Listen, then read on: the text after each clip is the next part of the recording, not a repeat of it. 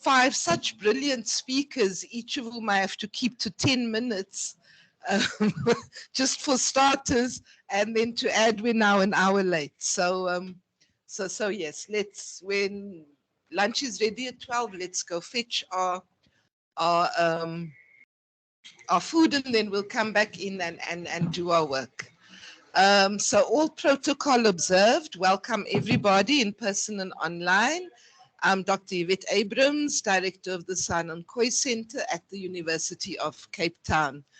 I've only been in this job for 4 months and started my very first staff meeting with the announcement that one of my staff members will be attending online because he's had to be moved to a secure location due to death threats. And the death threats are, if you're familiar with the Two Rivers Urban Park and indigenous people trying to stop Amazon from putting its office block on there. That was my first day at work. But what it brought home to me, about 200 environmental human rights defenders die every year. Of those 200, about 50% are indigenous people. So the place of the Khoisan in the climate change debate, I think, is one that cannot be ceded. And that is why I'm sitting here. Without further ado, we have still not found the minister, and that is entirely our fault. She was told we were starting at 10:15, so hopefully she will return.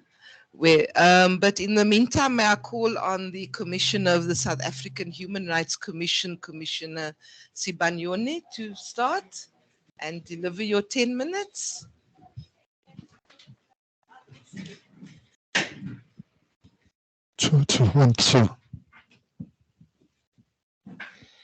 Thank you very much, and good morning, everybody.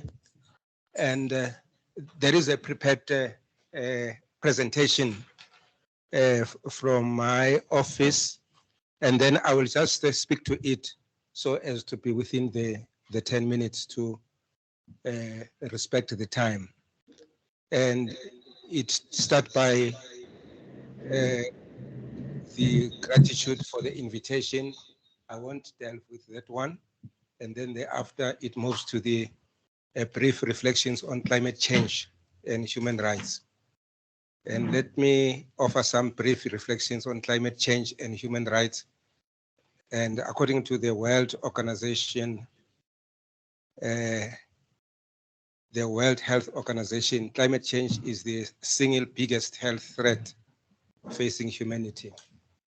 The World Health Organization states that although, I quote, no one is safe from the effects of climate change, that the people whose health is being harmed first and worst by the climate change crisis are people who contribute least, so its causes, and who are least able to protect themselves and their families against it. People in low income and disadvantaged countries and communities.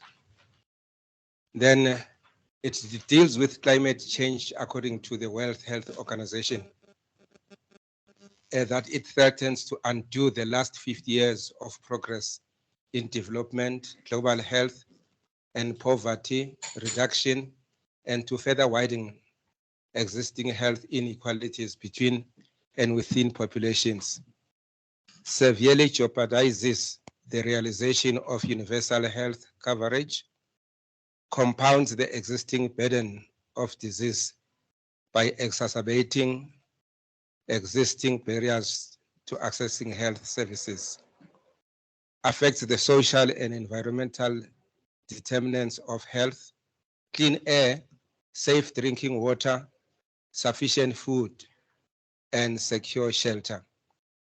And then the dangers posed by climate change are not limited to the above listed issues.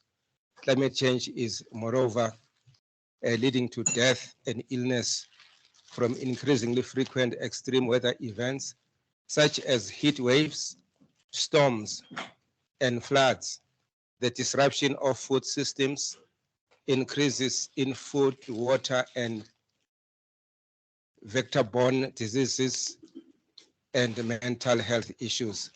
Climate change undermines the social determinants for good health, such as livelihoods, equality, and access to health care and social support structures.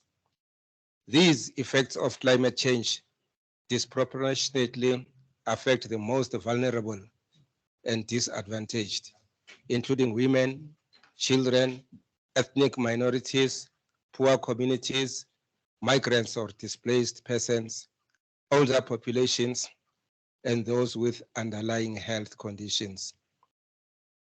Now, as a commissioner who works on the right to food, it would not make sense for me to not drill in on the impact of climate change on food, especially in our country where so many of our friends, family members, neighbors, colleagues, and fellow community members are struggling to access food. On climate change and food security, and because it has been spoken widely about that, I will skip it so as to save time. But I want to go to the United Nations declaring health environment as a human right. As we engage on this dialogue, we must also remember that as recently as 26 July 2022, the United Nations General Assembly declared that everyone on the planet has a right to a healthy environment. The resolution provides that the General Assembly, guided by the purposes and principles of the Charter of the United Nations, recognizes the right to clean, healthy, and sustainable environment as a human right. Notes the right to a clean, healthy, and sustainable environment is related to other rights and existing international law, as human rights are interrelated. Affirms that the promotion of the human right to a clean, healthy, and vulnerable environment requires the full implementation of the multilateral environmental agreements under the principles of international environmental law. Calls upon states, international organizations, business enterprises, and other relevant stakeholders to adopt policies to enhance international cooperation, strengthen capacity building, and continue to share good practices in order to scale up efforts to ensure a clean, healthy, and sustainable environment for all. The resolution must also form part of our arsenal in the advocacy for better policies and legislation in respect of climate change. Without any waste of time, I would like to deal with the Constitution and the climate change. Our Constitution enshrines the right to environment that is not harmful to our health or well-being, and to have our environment protected for the benefit of present and future generations through reasonable legislative and other measures. According to our Constitution, all constitutional obligations must be performed diligently and without delay. It is imperative that it should be done. I want to emphasize this point. The state, which includes local government, must respect, protect, and fulfill our constitutional rights, including the right to an environment that is not harmful to our health or well-being. The obligation to respect means that the state, including local government, must itself refrain from interfering with the existing enjoyment of rights. The obligation to protect our rights, this means that the state must take measures that prevent third parties from interfering with rights, the parties such as big corporations that through their activities would pollute our environment. This could be through the following: adoption of legislation, policies, programs, and bylaws. the control and regulation of products and services relating to that particular right, the securing of compliance with certain standards for those providing the services or products that impact on a particular right, the prevention of harmful practices limiting access to that particular right, the monitoring and regulation of activities and actions of any third party. The state must fulfill our rights in the Bill of Rights, meaning to facilitate, promote, and provide the right. I want now to quickly deal with the questions. What is the role of the local sphere of government in addressing and resolving the climate and energy crisis? The state, okay, maybe let me just go through those questions. What is the role of local sphere of government in addressing and resolving the climate and energy crisis? And then another one is, what mechanisms are available for reporting on national and international commitments? And another one, what is the role of local government in a just energy transition? What has been the government's response to climate change? What opportunities exist for the private sector in collaborations with local government, ushering a just transition? What is the role of international collaborators? What are the required sector reforms towards green infrastructure and sustainable energy? What role should the Human Rights Commission play in the discourse on human rights and climate change? What are the lessons of indigenous knowledges to the present and future? The impact of mining on the right to a safe and healthy environment. My closing remarks, Chairperson, are as follows.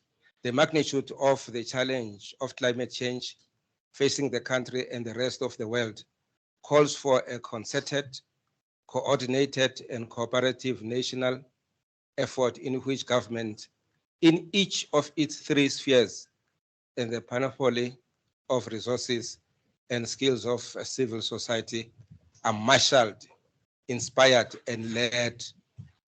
This is what is required in respect of the issue of climate change in South Africa. Thank you very much.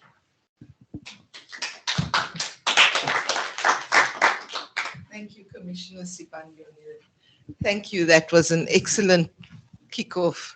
I now hand over to, and I want to say one of the country's most stalwart activists and somebody whom I've worked together for many years, but who is also a presidential climate change commissioner. He carries two hats, but is otherwise the head of groundwork. Mr. Bobby Peake. Thank you, everybody. How do I put the slides onto the screen? No, he's online. Pardon? He must just share screen. Okay, just go share screen. Oh, fantastic! Great. I don't often use. Which one is it? There. Okay. Yeah. For some reason. Oh, there's a share. Fantastic. Perfect. And now I need to find what to share. It should, yeah. Yes, I desperately need some help. I know where it is, but I'm sorry about this, people.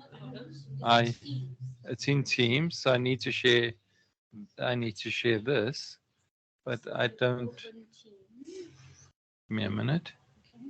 There's Teams there. Oopsie. Yeah, so you need to open the folder. So there's a Teams icon somewhere. Yeah. Yeah, click on that. Oh, Click on. Okay, let me open this screen. Yeah, just open. Can I suggest that the rest of you just familiarize yourself with the practice of how to share so that. Yep. So that, Give me a minute. I'll just do that there very quickly. You just have to do. There you go. Just help sort There's it. Bingo. Okay, now we're there. Share. screen. Right. And then it's sharing, so you need to just open the PowerPoint. I need to open the PowerPoint, and there's it there. Bingo, thank you. I assume that is it. Apologies, people, for not being able to do this perfectly. Local government and just transition, and it's actually local government is where the rubber hits the road. Protests don't affect the president who sits in Union Building. Protests affects the poor mayor who sits in the local government. So I think that's where we're departing from. So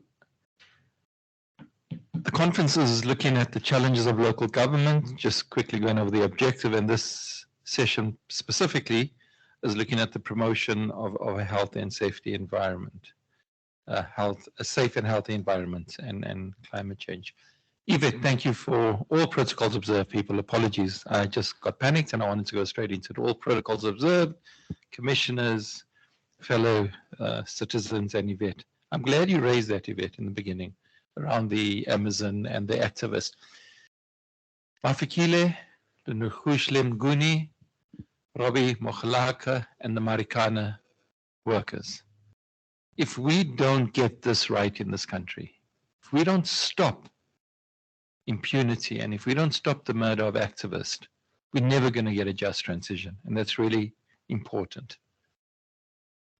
I live in Durban, and this is just up the road from my mother-in-law's house.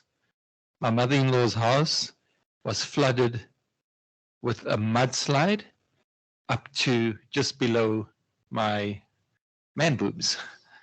And it was interesting that she was flooded a second time in her lifetime. And while the next day after the floods, while she grabbed stuff and she ran. And while she was taking the belonging she saved, ironically, the compensation letter from the 1988 floods from Des Moines. The state gave her 1,460 some odd rand for the loss of her belongings. She never had insurance then. Now we're middle class. She's got insurance. But all those people living there, many of those people living there never had insurance. And what the Prime Minister of Barbados, Mia Mottley, said is that when climate change comes, she, referred to Eddie Grant, will they mourn us on the front line when we die? They're not going to mourn the poor in Alex. They're not going to mourn the poor in Tongat. And so that's what we are facing. As I got at the aeroplane this morning, it's clear that local government is not managing. And that is from eThekwini. Months after the floods, the sewage system is not working. But I think I would like to recognize that there might be a potential for calling a state of disaster in this country on sewage.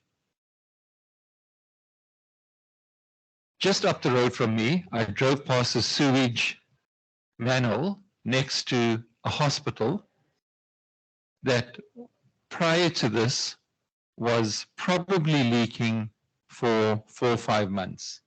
It was repaired about 6 months ago and it's leaking again as of yesterday. We know that in the Vaal, there are about 47 pump stations and 40 were not working.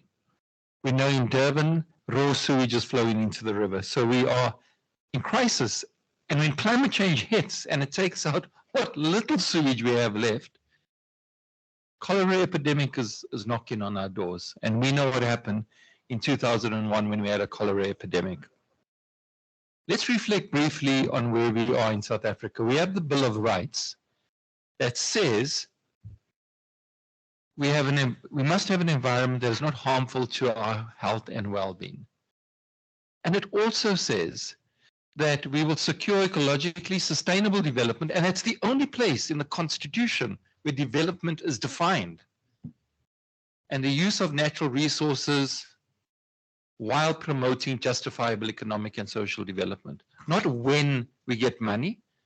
It's not the lawyers will know in this room, when a right that will come after many years. It's an immediate right.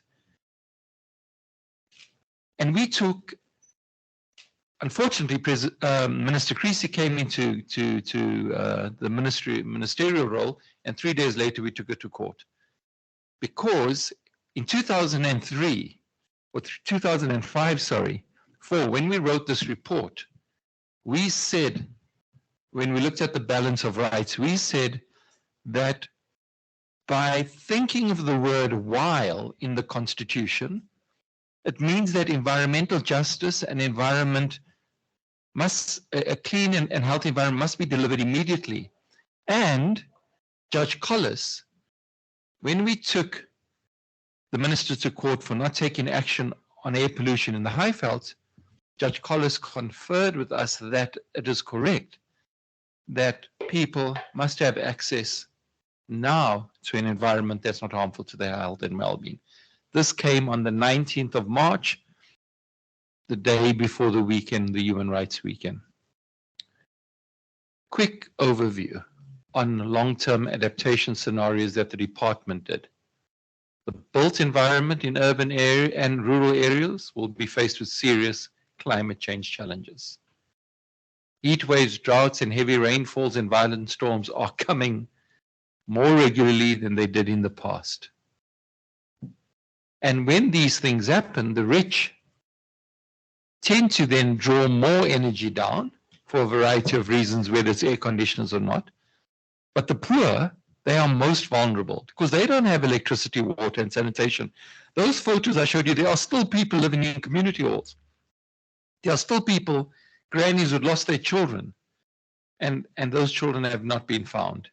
So we are in for a rough ride as South Africa, because we must also remember that South Africa and Africa on the whole heats at 1.5 times more than the world. So, you know, if the world's going to heat at 1, we're going to heat at 1.5, 2, and et cetera, et cetera.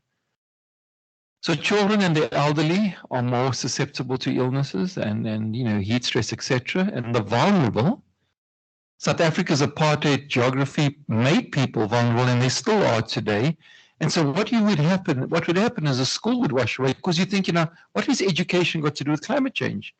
A road washes away, children can't go to school. But which children can't go to school? Not the middle classes. They can go onto Zoom and Google, like COVID. But the poor get it in the neck. And there's large issues going to be confronting us around migration. The Mandela government, ironically, had a directorate in foreign affairs looking at climate and environment and migration. And Robert McBride was in that department for a brief while. So the first government knew that this is coming. And, you know, unfortunately, what has happened subsequent to that, you know, as South Africans, we've just become more xenophobic rather than actually deal with the crisis of climate change. So big cities, you know, it's difficult to work in a big city because it's complex. And ask the Durbanites in the room, there are a couple of us. It's just, you know, Durban after the flood just has not got its act together. And still today you will find people in departments in Durban who do not know what the next move is. Smaller municipalities, I think that's where we should start looking and spending a lot of time, because they're smaller and we can put in place adaptation measures to actually support and make it functional. So what is the role of the local sphere of government in addressing and resolving the climate and energy crisis? The president just said we need to focus on what must be done. And I think I just saw this on the TV, by the way. I wasn't in the room, but I assume he was probably referring to, let's not harp on the past. Let's get stuck in and do what we have to do. And this is what I believe we have to do. Groundwork in 2019 developed an agenda that we need to act upon in terms of a just transition, in terms of recognizing that society is transitioning. And it's not only a transition of energy, it's a transition that has to respond to climate change and have to make society resilient as climate change hits us. I'm sorry this is so small, but we did the report Down to Zero, And recently, as of May, we published the Just Transition Open Agenda, because that's what we have to do. And, you know, COSATU has now presented also an agenda on just transition, and the Climate Justice Charter has also spoken about a just transition. We have mentioned in 2005 already that when we shift to alternative energies and renewable energies, and this is important for local government, we have to do that in the context of other social justice struggles. If you just move from coal to renewable energy and keep the ownership of that renewable energy in Shell and BP's hands, we're doomed, right? So there has to be a just transition. And there is what we need to do. We need to get a new energy system. We must stop financing coal. And this is for the local government level, 1 minute. We need to decommission and clean up. We need to develop resilience, a better health system. Transport and communications is critical. Food, very, very important. Local service delivery and an open democracy. That means you can participate within the city governance. Economic justice, gender justice, youth and education, and open democracy. That is what we have to do. There's the principles. There's the basis. There's the foundation. Let's act on it. So how has South Africa been responding? I'm sad Minister Kreese is not here. 25,000 megawatts of gas. They want to produce their proposals on the table. We are challenging. All of those, all around South Africa there, those little blocks is where they want to dig out oil and gas. Shell today, as I was sitting in the foyer, they lost against, and the community won to stop the seismic drilling off the Wild Coast. The Commission says we have to look at distributive justice, restorative justice, and procedural justice. That's really important. And I am going to just speak about the impacts of mining. What does mining do? It externalizes, it pollutes people, and it kills the environment. And corporation gets a free ride because they offload all those costs onto communities and workers. They enclose people's lands, they take away their lands, and together with government, they exclude people from decision making. What role should the Human Rights Commission play? Set up a focus area of engagement with local government and society to have a consistent debate and a review and monitoring mechanism for building a climate resilient society. Climate change and climate justice must be at the core of your work, Commissioner, and please push for an open agenda for a just transition. It's there and we can follow that. Thank you very much.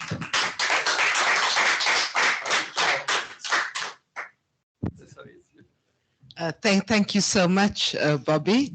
I can't resist, you know, he presses my buttons because my particular field of specialization happens to be biogas, which for those of you who don't know, involves producing electricity from sewerage. And my 2017 case study on the city of Cape Town actually produced a negative energy cost. It's 5 cents cheaper per kilowatt to produce electricity from biogas as opposed to processing sewerage the way the city of Cape Town currently does it. So I mention this to point out that the climate justice movement has produced the solutions. We spent many, many years. What has been lacking is political will, and what the South African Human Rights Commission can help us do in the aftermath of the storm is generate the political will. It's not that the solutions are not there. It's that we need ears to listen. And on that note, please let me introduce the Chief Executive Officer of Resource Africa, Ms. Leslie Jansen, who will continue to produce solutions, I'm sure. Thank you so much. Thank you for this opportunity and all protocols observed. I'm from an organization called Resource Africa, and Resource Africa has been standing with communities that's been the frontline conservationists, communities who are conserving, managing, and using their natural resources within the Southern Africa region. And they've been involved in policy advocacy to ensure that the rights frameworks that's developed actually responds and doesn't undermine communities' conservation efforts. Um, I've been asked to look at the issue or comment on the issue of human rights and climate change. And I think our colleagues have already eloquently spoken about the crisis. And I think it's well set out.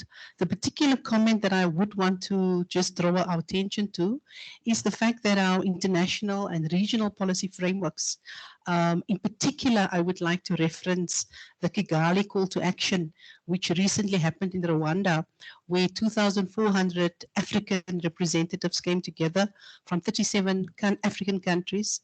And there was a particular important conclusion that this conference, of which climate change was quite central into, the conclusion that that conference with indigenous and local communities came to, if we're going to survive in Africa, if our biodiversity is going to survive, human rights of our communities is absolutely fundamental. It all came down to how are we looking after communities and their rights, because communities know what they do. They've been stewarding the land and resources and the environment for millennia. We need to ensure that communities' basic human rights are looked after. And I think the fact that Africa came to that global consensus is a very, very important moment. And I think having looked at the fact that there is international consensus around the fact that human rights and communities' rights being looked after, being so central, if we're going to survive, also it's a key component supporting all the important advocacy work around climate justice. It's so key. It also brings us to the conversation that we've been having this last day. So then what does that mean for us in local government in South Africa and the kind of challenges that we are facing? As a practitioner that's been, as a lawyer by training, the last decade, I've been in the trenches around this notion of endogenous development as a lawyer. And it's been about communities trying to understand how communities are organized around their relationship with biodiversity in particular, and that relationship they have around conserving, using, and managing biodiversity that is so key for our survival. And I think particularly this is an important approach. Unfortunately, it's another framework for us to contend with, but endogenous development, I think, have delivered very important results. Amongst others, it produced one of the royalty payments for communities, one of the most, or one of the impoverished communities, the Khoi communities that I'm also from, where they were able to, through the indigenous knowledge, able to secure, for instance, by using this approach, secure rights as traditional knowledge holders. But to look a little bit at this concept, the concept of endogenous development is based on local people's own criteria of development. It takes into account us as people from Africa, our material, social, and spiritual well-being as people. The aim of endogenous development is to empower local communities to take control of their own development process, because generally the approach is that we as government, we have the answers, and now after we've developed the approach, we go to the communities. But endogenous development turns that development approach on its head. And it comes from the understanding that local development is already happening internally with communities. The orientation is that communities understand their land and resources, and that external actors needs to only provide that appropriate external support that is needed to support already internal development that is already occurring within communities. And so while revitalizing ancestral and local knowledge, endogenous development helps local people select those external resources that best fit the local conditions. It leads to biocultural diversity being increased. It leads to reduced environmental degradation and self-sustaining local and regional exchange. It is mainly based on local strategies. Yesterday, the minister very importantly explained where the highway, where there was a young child that was injured, and they couldn't wait on government anymore to just put on a hump. The community themselves came up with their own local solution, and they put the hump in place, whether it was at the right place, whether it was maybe not appropriate to government's priorities, but the communities did what was needed. But Therefore, it prioritizes needs and criteria for development. It may differ from each community. It's not always the same, but the key concepts around indigenous development is the local control of the development process, taking cultural values serious, appreciating worldviews, finding a balance between local and external resources. It takes local cultures as the starting point, and it posits those cultures as a central framework for social progress and for cross-cultural exchanges. It harnesses local resources. Local resources, here I'm referring to the material, not only the material, but also the social, also the spiritual. It's that broad worldview that is really regarded as local resources. By its very definition, indigenous development is people-centered development. Why I say indigenous development is important, it's really not just a theory, it's something that has been lived in Southern Africa. I've witnessed in national parks, our communities were able to, in the context of biodiversity, be in the trenches of managing and stewarding natural resources. And for us to really understand how communities are internally organized from that perspective of having a very intimate link with its natural resources is absolutely critical for this moment that we find ourselves in. Indigenous development also as a framework, it speaks to the issue of economic growth, the fact that there's not a lot of investment in the informal system. It also refers to agriculture, where it encourages communities to enhance their capacities for solving their own problems with the resources available to them, both local and externally. Local technologies, resources, and knowledges often provide scope for improving living conditions. Indigenous development also speaks to healthcare, where it oftentimes are referring to healthcare as preventative, curative, palliative, and these communities have developed complex and practical health systems for millennia. It's tried and tested. Indigenous development also speaks to the issue of formal education, the fact that increasing awareness among scientists are there that traditional knowledge and technology may present valuable solutions to modern problems such as animal and human health, environmental management, and food preservation. And it also speaks to the issue of politics and law. The recommendations I would like to leave the session with is, yesterday the chair of SAGA said it's letting go about the old formulas. Amidst everything that we're facing, we have a massive resource, and the massive resource is the people. The people understand the community, they understand the environment, they understand the resources, and if that is our starting point, I think there is something to be said for merging indigenous development with the local district development system, so that that first port of entry into government is really from a ground up level, informed by communities' own local resources, their own priorities of development, yeah, and that we can, as the president said this morning, in a very systemized way, see how that we develop development, how we really interrogate where has development brought us and how could indigenous development really assist shifting the needle from this crisis that we're in to where we're heading. The other question that I was asked to, that this session also responds to, is really what is the role of the South African Human Rights Commission in this time looking at indigenous development? If there's a consensus for the region that if we're going to mitigate, if we're going to get through biodiversity conservation, it has to be about the people. It has to be about their human rights. It comes down to the fundamentals of our collective rights, of our socioeconomic rights.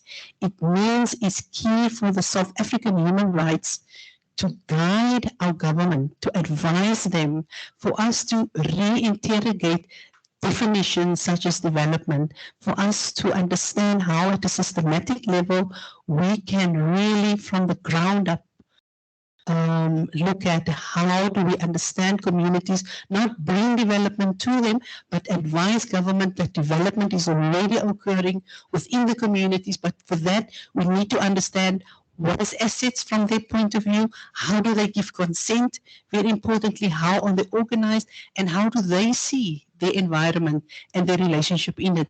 So that's my input for today. Thank you.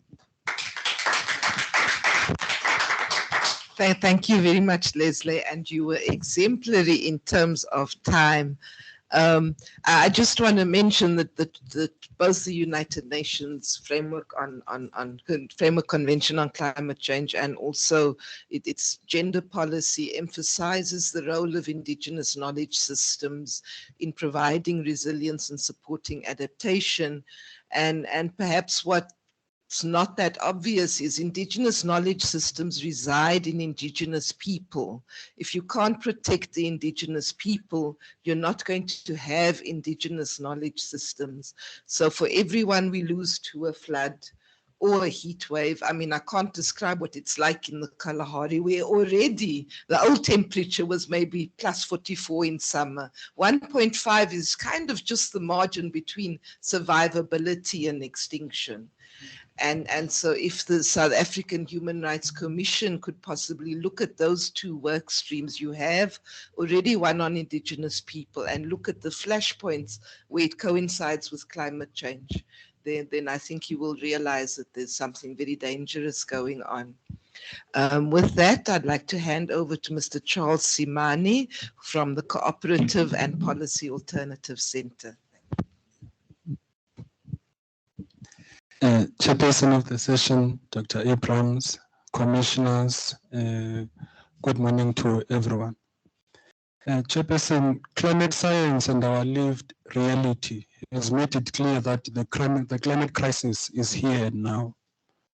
The UN Intergovernmental Panel on Climate Change, in its sixth cycle of reporting, has not minced its words.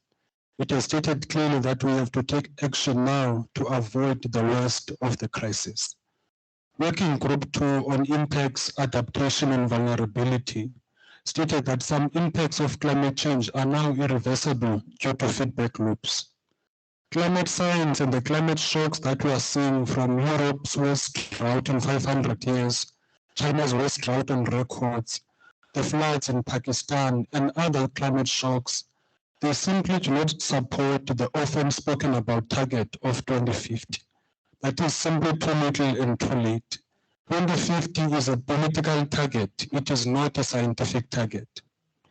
We continue to see the least responsible and the most vulnerable paying the highest price for the crisis, as the Commissioner said. The devastating floods that recently hit the province of KwaZulu-Natal are a case in point. We have seen extremes either in droughts which have brought several towns to the edge of day zero. Unfortunately, they have not received as much attention as Cape Town did. But the fact of the matter is that day zero has become a permanent threat to several areas across the country. While floods, heat waves, and the number and the rise of tropical cyclones and rainbows are also occurring. And the frequency and intensity of these climate shocks makes it clear that business as usual will not work. Most of all, in Southern Africa, has already been stated, we are a climate change hotspot, warming at about twice the global rate of temperature increase. We are also seeing washing circulations like the El Nino already causing longer and more severe droughts like the one that started in 2014. Now, the fact of the matter is that our municipalities do not have the institutional capacity for either mitigation or adaptation to the climate crisis. They are far from the state of readiness or the climate emergency footing that is required to deal with the challenge at hand. This leaves vulnerable communities at the mercy of climate change-induced weather catastrophes that they never caused. Adaptation and mitigation strategies are either missing or they are not implemented. Now, beyond adaptation and mitigation, there is a lack of transformative development strategies at a local level to deal with the issue. There is also a problem of conceptualization of the crisis. Climate change is more than a mere environmental problem. As has been stated, it is a human rights crisis as well. And basically, it is a crisis of socio-ecological reproduction. So what do we do now? Well, to begin with, we need a visioning tool to help us conceptualize the crisis, navigate our path towards a just transition, as well as implementing systemic as well as transformative solutions.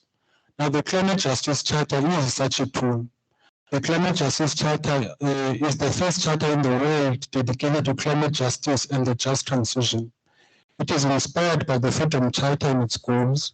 It emerges out of 6 years of campaigning during the worst drought in South Africa's history by the South African Food Sovereignty Campaign and the Cooperative and Policy Alternative Center. It has been informed from many international struggles for climate science by grassroots input from water-stressed communities, the media, neighbor, faith-based organizations, academics, women's organizations, as well as think pieces by leading activists and public comments. Now, since 2020, civil society groups have been calling on Parliament to adopt the Charter as per Section 234 of the Constitution. Unfortunately, Parliament has not done that and has not even tabled the Charter on the floor for debate. Instead, we are seeing the government pursuing the Upstream Petroleum Development Bill, the Gas Amendment Bill, and merging the infrastructure for fossil fuels instead of adopting this transformative document. And the Charter has some important systemic alternatives that must be implemented by local government to realize a deep, just transition. To begin with, every municipality needs a deep, just transition plan, which is informed by people's lived experiences. A top-down technocratic approach will not work.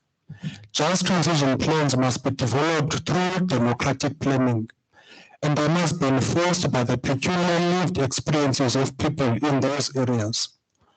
Local government needs to build socially owned and community-based renewable energies.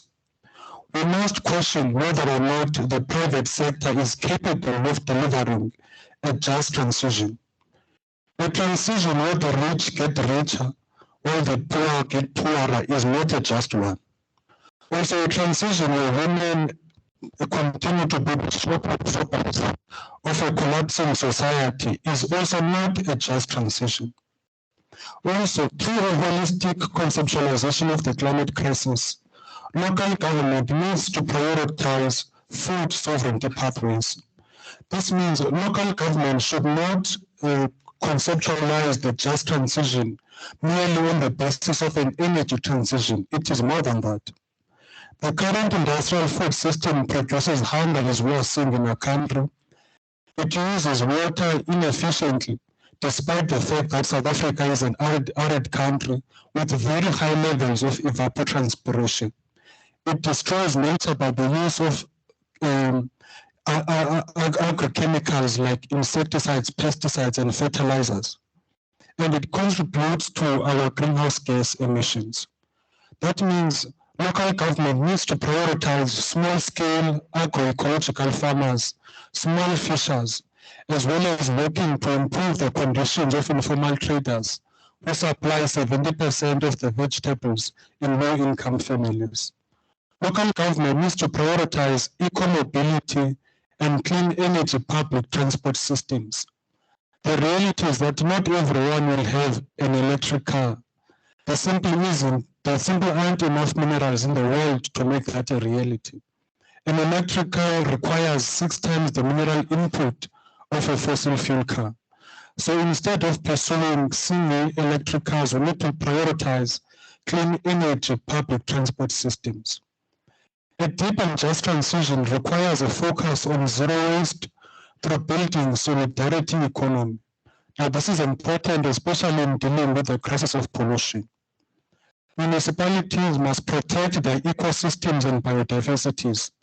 Now, we need to go beyond environmental protection and start talking about transformative approaches such as the rights of nature and natural climate solutions, indigenous solutions and approaches. All these measures require us to look beyond our anthropocentric ideas that have underpinned our policies as well as underpinned our laws. Unless we change the thinking that got us into the climate crisis, we cannot begin to get ourselves out of it. Thank you, Chairperson.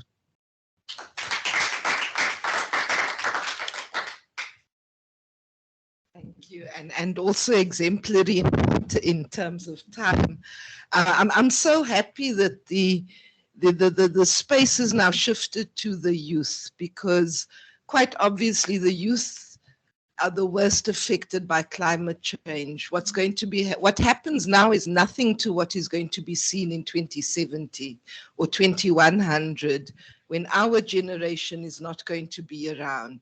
And I want to acknowledge responsibility for being from the generation that emitted fossil fuels, but is leaving the youth to deal with the consequences. And we cannot fail to acknowledge that our generation owes the next generation some form of reparations. And that is why I've dedicated my life to climate change. I think possibly one thing that we are overlooking is also the fact that our next elections, for the first time, the youth of South Africa will be the voting majority. So when we talk about generating political will, we're not kidding. The people who are going to be determining the next election and every election thereafter are young people under the age of 35 who are going to be dealing with the worst aspects of the climate crisis. Our generation does not have much time to put in place some form of inheritance that at least we can be respected as ancestors and not despised. I don't think I can make that point any clearer than that. On that note, I'd like to hand over to Advocate Lloyd Lutz, who is the Chief Director, Constitutional Development for the Department of Justice and Constitutional Development. Thank you very much, and greetings to you. I'm not sure if I'm audible. No. Oh, for the mic. Okay, there is one here. I think it does work. Is it loud enough? Okay, thank you very much. I'll try my best to keep to the time, but you'll stop me if I go over. Mine is really to focus crisply on the role of C9s. Because of time limitations, the presentation then is going to be focused on the South African Human Rights Commission. Disclaimer, I used to work for the South African Human Rights Commission as a provincial head in KZN. And my focus really is going to be on a particular case study. I'm not going to bore you because I think the previous speakers have touched on aspects of the Constitution, in particular Section 7.2, but I also did highlight the significance of the Constitution in terms of its, if you look at Section 1, it highlights human dignity, achievements of equality, and of course the advancements of human rights and freedoms. But I think Section 7.2 is also quite key when you sort of put it in parallel or next to Section 24, which I'll be looking at. Role of C9s, I think also even yesterday there was quite a bit said about them, but I think I'll just focus here on the Human Rights Commission, and I think broadly also when you talk to C9s, I think it's quite clear that they must exercise their powers without fear, favor, or prejudice, be impartial in the execution of their mandates, and I'll explain as to why that's important at the end. The Commission's mandates.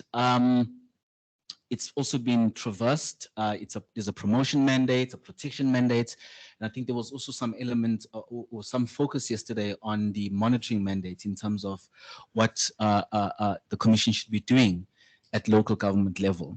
So I'm going to go straight into the case study, the New England Road landfill site. In fact, it was a case that we took. When I say we, when I was in the Commission, taken to the High Court in KZN Pietermaritzburg. Groundwork was involved, as far as the waste speakers and so on is concerned. So there was a lot of work with civil society and engagements and all of that. But I'll zoom into it just now. But I must also highlight that the Commission also has a special mandate for the protection and realization of socioeconomic rights. And that's the section 1843 of the Constitution mandate. And I think it's special in the sense that it requires government to report.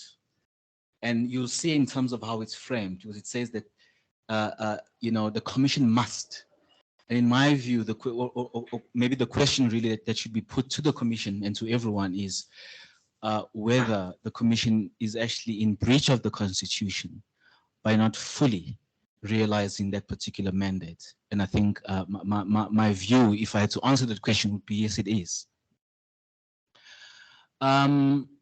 Of course, there's also the Commissions Act and so on. I'm not going to go into that because of time, but I think in the Act, in particular, Section 13, I think it does also empower the Commission to request organs of state to furnish it with information. That has also happened quite a lot in terms of different inquiries. Mr. Peake spoke about the VAL.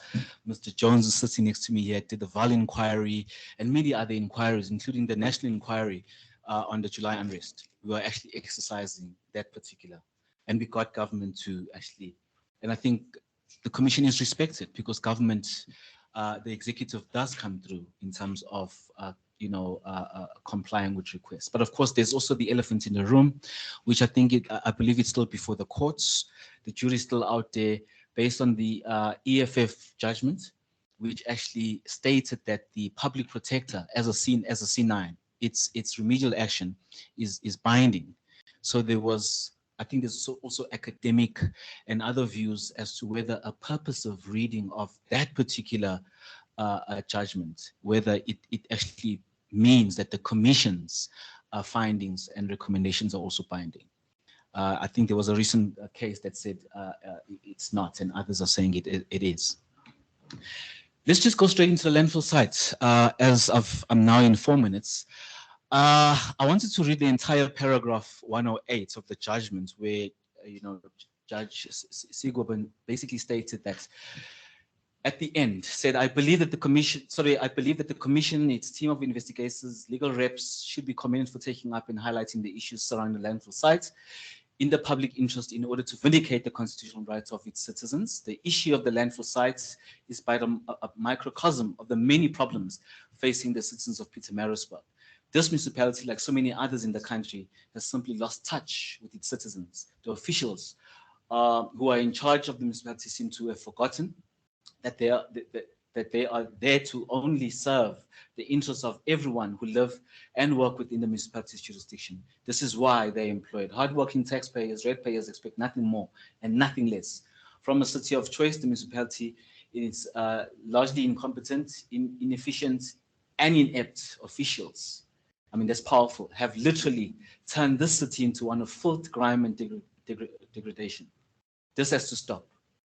Any expected changes can only be achieved not only by political will, which is sadly lacking, but by the efforts of the citizens, civil society, and organizations such as the Commission. That's powerful. Powerful judgment. I think it was the first of its kind in terms of looking into the landfill site and making findings that the municipality actually violated the Constitution, Section 24, and was in breach of many other environmental laws, including international obligations. And I don't have time to go into those, but this is what one of the pictures of what it looks like. There's the waste pickers. There was another picture that I wanted to share, but where it was showing, some of the fires over the years, and those fires had actually even blocked the entry. We know how critical the entry is.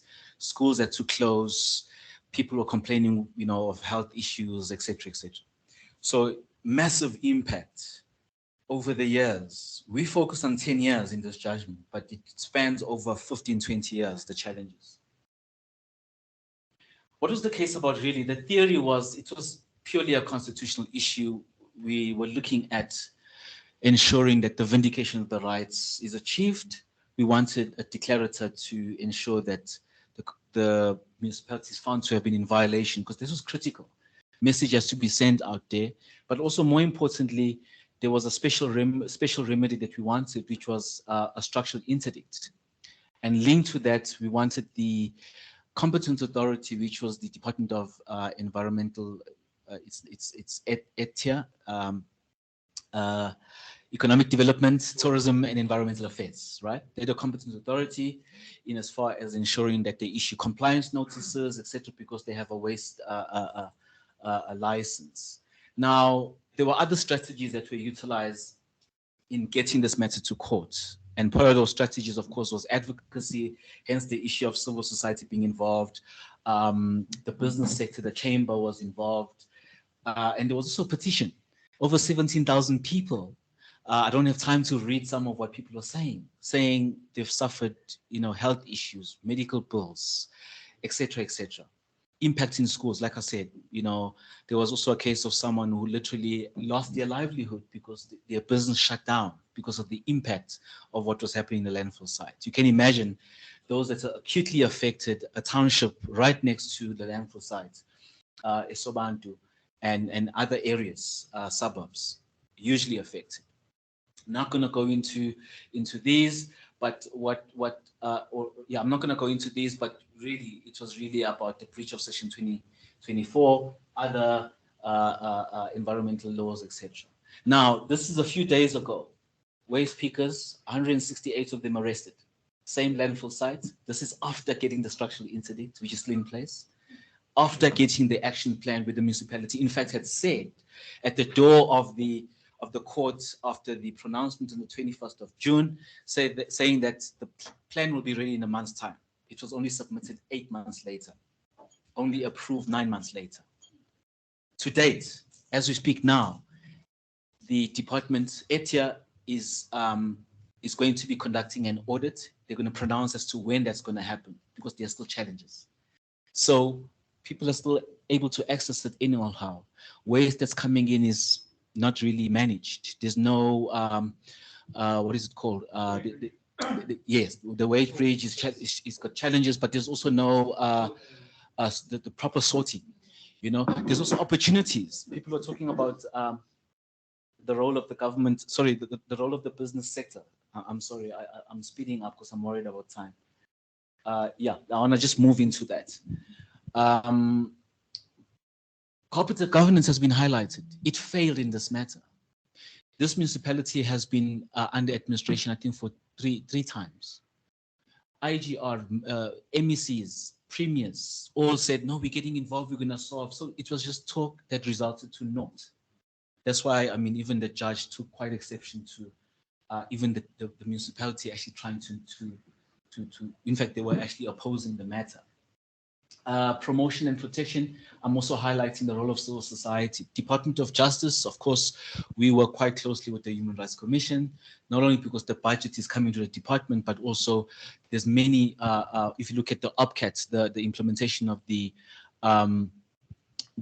National Preventative Mechanism, it was through collaboration of the Commission with government and civil society. Role of business, I'm asking myself, if I think that my colleague was raising the issue of business. Why are we not exploring PPP models at local level? Because government, I mean, business is out there to make a profit, that is known.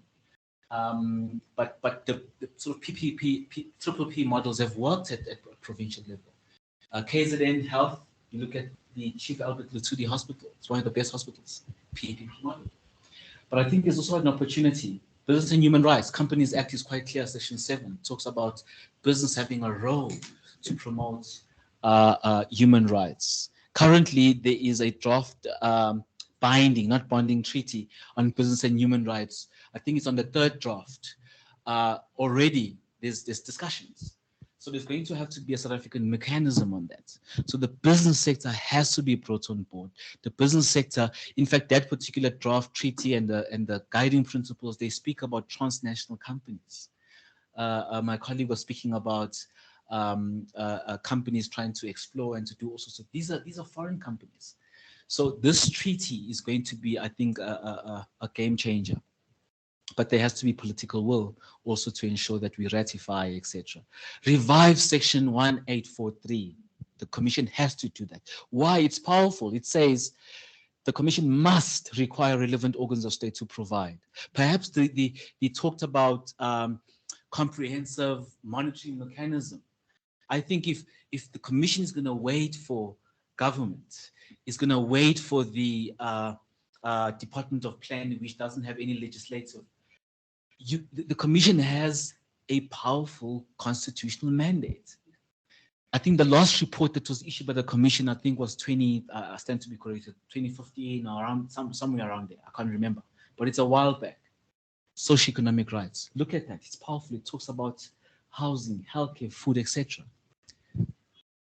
I think that's what the commission has to do. I'm not going to go into the last one, but I think it's also a powerful guiding document which was issued by the UN Office of the Human Rights Commission that looks at the realization of rights through government budgets, saying that you can't realize rights without adequate budgets. So this also has to resonate with government. It has to resonate. I don't have answers to that, but I think those principles that guide governments and states really need to be revisited, because I think without budgets or adequate budgets, as it has been talked about, there's going to be challenges. Lastly, you can have adequate budgets, but what about expenditure? Because also you find that there's under expenditure at various levels, even within C9s. Let me stop there, Chairperson. Thank you very much.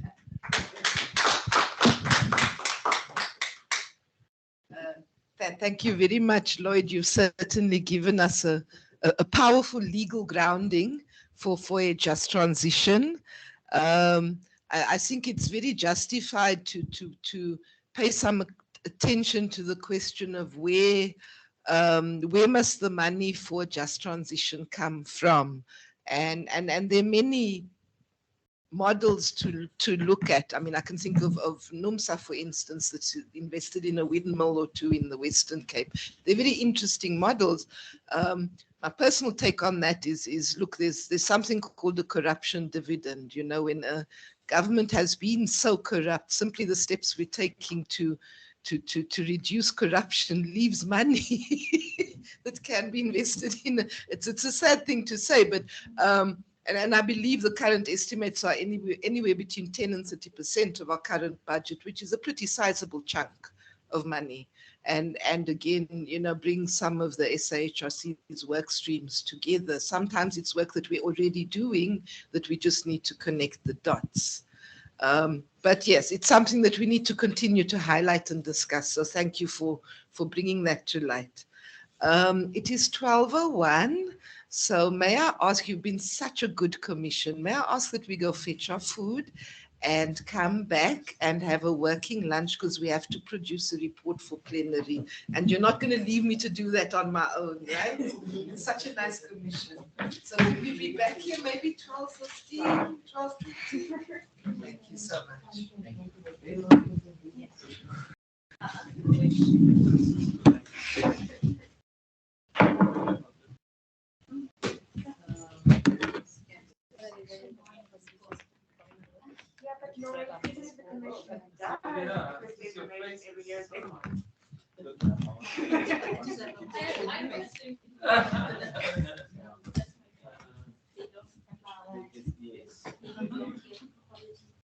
I think somebody will be watching the room.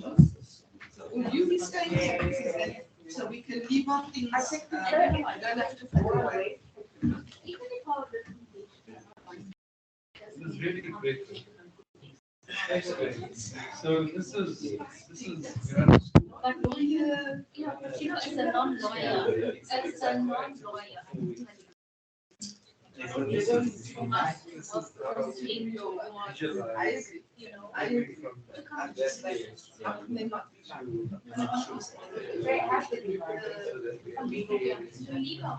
On two. We'll check on two. So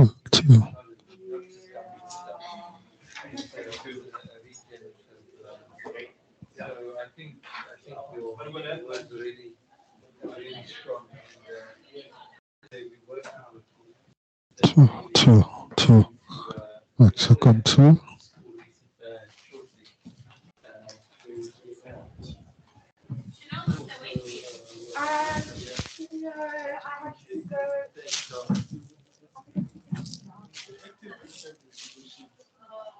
So you know, the difference is this was like this, but two already, you know what?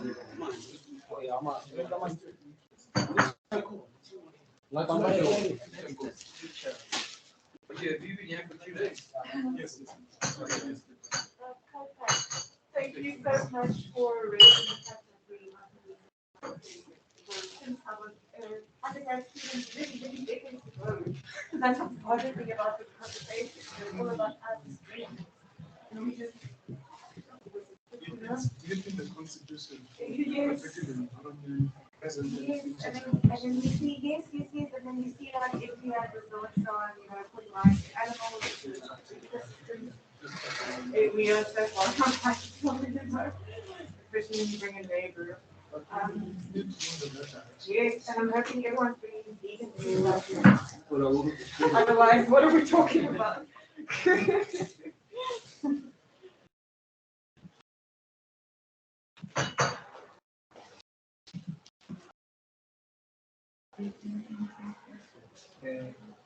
By mistake, I gave you white pen. It's white. White. Yes. Since I took it back there, because like I tell you, because I read it. You give it to somebody to write an email, and then it did not. Oh, let me ask this lady. All right.